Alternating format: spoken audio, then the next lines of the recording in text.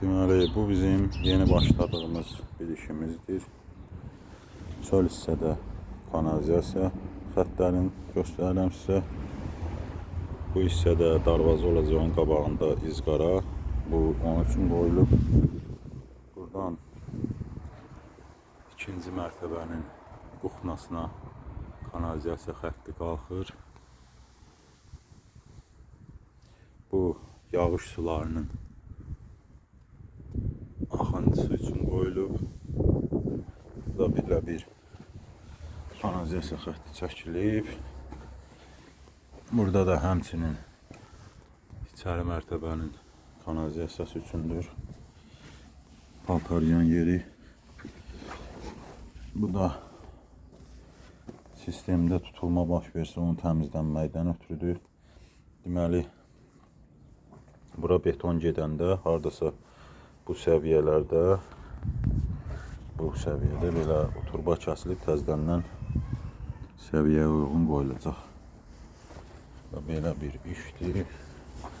Burada da 3-cü mərtəbənin bu içəri girir 2-ci mərtəbədən, buradan qonşudan imkan olmadığından bu hissədən qonşu narahatçılıq yaradar deyə biz bunu 2-ci mərtəbəyə keçirdik. Oradan da divarın içində 3-cü mərtəbəyə qaldırırıq.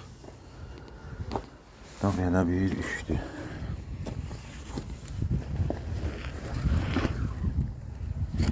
Bu da həmçinin təmizlənmə yeridir. Təmizlənmək üçün nəzərdə tutulmuş reviziyadır. Bu da 2-ci mərtəbənin hamamlarına gedən yüzlük kanalizasiyadır.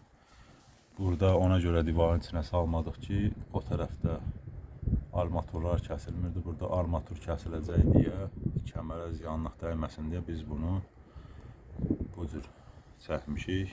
Yəni, müştərinin razılığına uyğun, razılığıyla əlaqədar.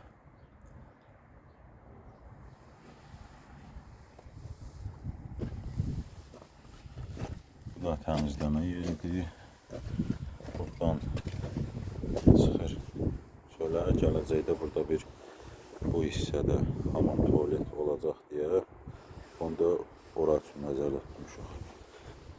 Burada da yenə yağış suyu, bu da təmizləmə yeri, o da yağış suyudur.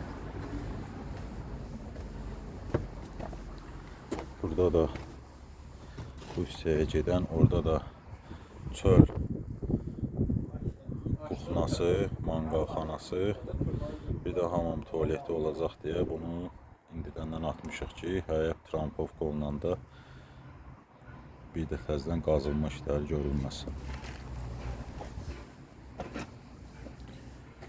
Bu da kotelin hissədir, boiler qoyulacaq. O boilerin trap sistemidir.